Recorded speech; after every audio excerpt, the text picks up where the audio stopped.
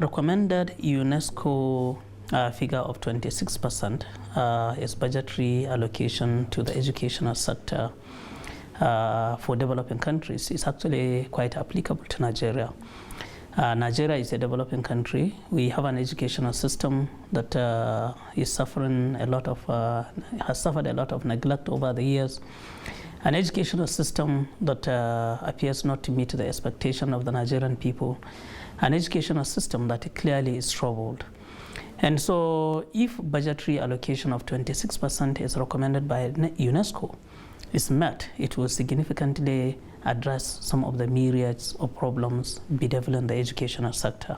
When you look at the budget, when you talk of 26%, I think the key is you don't only look at the money going into education from the federal allocation alone. You look at the funds that are allocated by the states, you look at the budgets of the local governments, you look at other intervention funds going into education. For instance, at the tertiary level, you look at the funds that come through the Tertiary Education Trust Fund, as well as funds coming from international development partners. At the lower level, the basic level, you look at the intervention by the Universal Basic Education Commission, and you look at other interventions that actually assist in addressing the funding requirement. But the reality is, in over the last couple of years, at no time did Nigeria ever attain the 26% UNESCO requirement. So the reality is the funding has been very poor, and I think we need to do more. Providing universal basic education is one of the Millennium Development Goals targets by the year 2015, and we're just 3 years away from the target year. Where does Nigeria stand in terms of achieving this aim, considering the time frame? Well, first of all, at the expense of sounding pessimistic, I don't believe we would attain the MDG in education by 2015. And the truth is, we still have millions of children out there who should be in school, but who are not in school. Effort is going on. The federal government is intervening to encourage the establishment of the Almajiri schools, for instance. The federal government is trying to encourage girl child education. It's trying to address the issue of the children of migrant fishermen, for instance. The federal government is also poised to address the dropout rate and the non-enrollment of the boy child, especially in the southern eastern part of this country.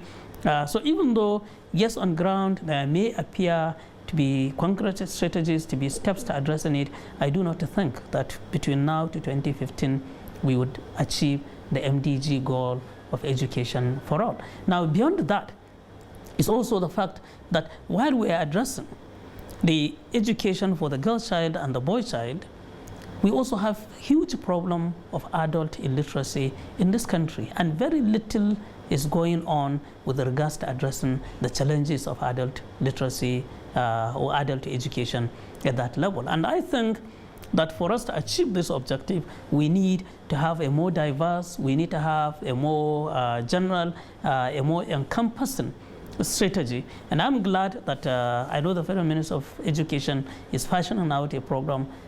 Just today, a strategic plan was launched for 5 years, for 4 years, to try to address this problem. But the key is you need everybody to buy into it. It's not a program that is limited to the federal government.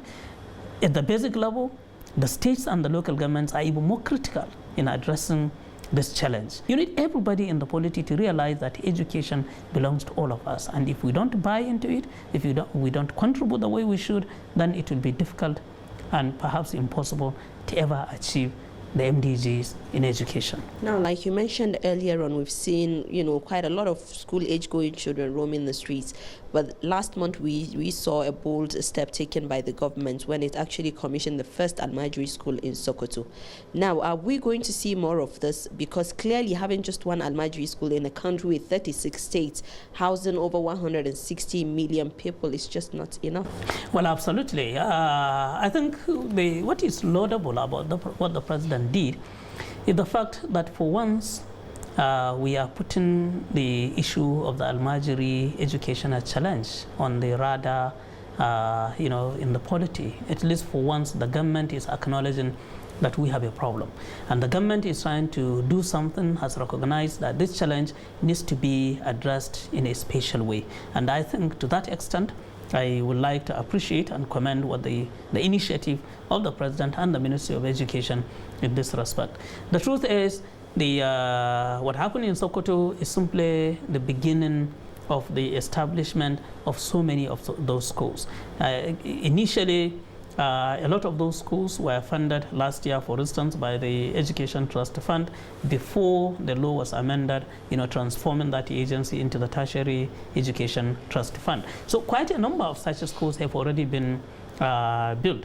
And currently, I know the Universal Basic Education Commission is undertaking to equally build more schools. But the key, like I said, is to get other stakeholders to buy into it.